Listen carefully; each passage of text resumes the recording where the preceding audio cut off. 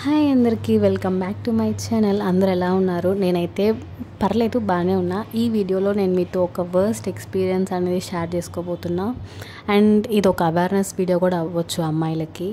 In case మీకు కూడా ఇలాంటి ఇన్సిడెంట్ ఏమైనా ఫేస్ చేసి ఉంటే నాకు కమెంట్ సెక్షన్లో చెప్పండి. నేను చేసింది తప్పో కరెక్టో కూడా let me know in the comment section. ఇంకా డిలే లేకుండా let's get into the video.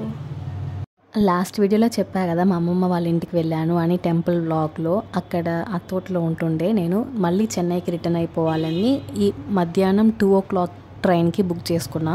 అది వీక్లీ వన్స్ స్పెషల్ ట్రైన్ అనమాట. ఈవినింగ్ టైంలో మాకు ఏది స్లీపర్స్ అవైలబుల్ లేదని చెప్పి నేను ఆ ట్రైన్ బుక్ చేసుకున్నా. ఆ రోజు అని చూసి ఆ ట్రైన్ డిలే అయిపోయింది. 2 o'clockకి రావాల్సిన ట్రైన్ కాస్త డిలే అవుతూ నైట్ 8 o'clock అనేది తెనాలి రీచ్ అయ్యింది.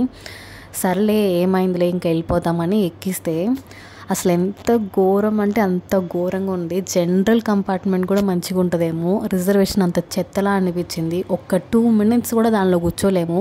మా తాతకైతే భయం వేస్తుంది. నన్ను డ్రాప్ చేయడానికి మా తాతయ్య వచ్చిండు. అది కంపార్ట్మెంట్ చూసి మా తాతకి భయం వేసింది. ఏంట్రా ఇది జనరలా లేదంటే రిజర్వేషన్ చేసి మా తాత భయంతోనే వెళ్ళాడు. ఇంకా నా సీట్లో 3 కూర్చుని ఉన్నారు. వాళ్ళని లేపడానికి అసలు లెగట్లేదు. ఏదో వాళ్ళ సీట్లో నేను వచ్చి అడుగుతున్నట్టు చూస్తున్నారు నన్ను. అయితే ఎంత కంపు అంటే అంత కంపు, మొత్తం కుప్పగా ఉండింది ట్రైన్ అంతా. ఇంకా గాలి లేదు, ఫ్యాన్ మీద మొత్తం చెప్పులు పెట్టుకున్నారు. ఆ కంపార్ట్మెంట్ మొత్తంలో నేను ఒక్కదాన్నే అమ్మాయి, ఇంకొక అమ్మాయి కూడా లేదు దాంట్లో.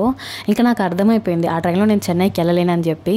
ఇంకా మా ఫ్రెండ్కి కాల్ చేసి చెప్పాను, ఇట్లా ఉంది, నా వల్ల కాదు, నేను ఏం చేయాలంటే సరే నెక్స్ట్ స్టాప్లో దిగేసేయి అని చెప్పి ఇంకా మా మమ్మీకి కాల్ చేసి చెప్పాను, ఇలా నా వల్ల కాదు ఈ ట్రైన్లో అంటే. మా మమ్మీ అడ్జస్ట్ చేసుకోమని చెప్పింది. అస్సలకి అవ్వదు అని చెప్పి టికెట్స్ చూస్తే నైట్ 12 o'clock ఒక ట్రైన్ అవైలబుల్గా ఉండింది.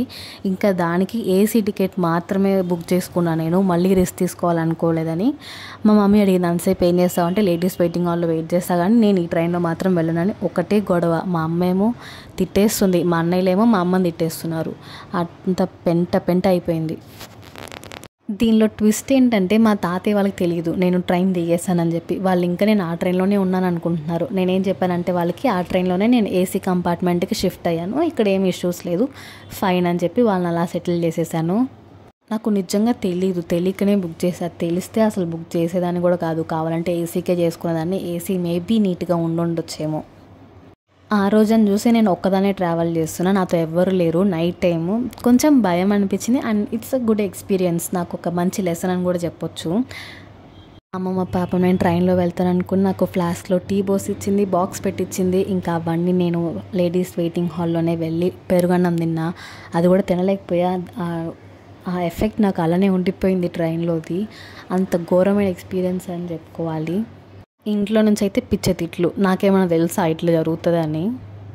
ఇంకా ఎవరితోనూ మాట్లాడకుండా నా పట్టు నేను కూర్చున్నా. ఎప్పుడు నైట్ 1-2కి నిద్ర వచ్చేది. ఆ రోజు ఏంటో 10-11కే అంత నిద్ర వస్తుంది. పక్కన ఎవ్వరు లేరు. ఒకే ఒక ఆమె అక్కడ క్లీన్ చేసే ఆమె ఒకటే ఉంది. నిద్ర వచ్చేస్తుంది ఫుల్గా. ఇక్కడ నిద్రపోతే మళ్ళీ ఆ ట్రైన్ ఎక్కడ మిస్ అయిపోద్దని అదొక భయం. మళ్ళీ ట్రైన్ ఎక్కితే నిద్ర రాదు. అదేం వింతరా బాబు. మీరు చెప్తే నమ్మరు, నేను నెక్స్ట్ స్టాప్లో దిగేసానని చెప్పాను కదా. ఆ నెక్స్ట్ స్టాప్ రావడానికి 1.5 hour అలా పట్టింది. ఆ 1.5 hour నేను గడపడానికి అంత కష్టపడినా వాళ్ళంతా నన్ను ఏదో తేడా చూసేస్తున్నారు ట్రైన్లో ఉన్న వాళ్ళంతా. అది కాకుండా వాష్రూమ్ నుంచి ఒకటే కంపు. అసలు ఆ కంపుకే బండి నుంచి దూకేయాలనిపించింది. అంత ఘోరమైన స్మెల్ అది. నేను మీకు చెప్పేది ఒకటే, అమ్మాయిలు ఎవరైనా ఒంటరిగా ట్రావెల్ చేస్తున్నారు అనుకుంటే నార్త్ ట్రైన్స్ బుక్ చేసుకునే ముందు దానికి ఏసీ టికెట్సే బుక్ చేసుకోండి. స్లీపర్ బుక్ చేసుకున్న అది జనరల్ కంపార్ట్మెంట్ లానే ఉంటుంది. దానిలో మీరు సర్వైవ్ అవ్వలేరు. ఏసీ వచ్చి నాకు తెలుసు అది కాస్ట్లీ, కానీ అది వర్త్, సెక్యూర్డ్గా అనిపించింది. నేను అది తర్వాత రియలైజ్ అయ్యి తర్వాత ఏసీ టికెట్ బుక్ చేసుకుని వెళ్తున్నా. అంత పిచ్చిదాని అనమాట. చూడండి ఇది జనరల్లో ఎంత రష్గా ఉందో. ఇది కూడా నార్త్ ట్రైనే అనుకుంటా, ఐ థింక్ సో. నైట్ అంతా నిద్ర లేదు. పడుకున్న 2 hours మళ్ళీ చెన్నై వచ్చేసింది లే అమ్మ అనేసారు. ఇంకా దిగి ఏం చేస్తాం, ఇంటికి పోవాలి కదా. మా ఇంట్లో వాళ్ళు కోపంగా ఉన్నారు కాబట్టి స్టేషన్కి రాలేదనమాట. మనమే ఇంకా పోవాలి.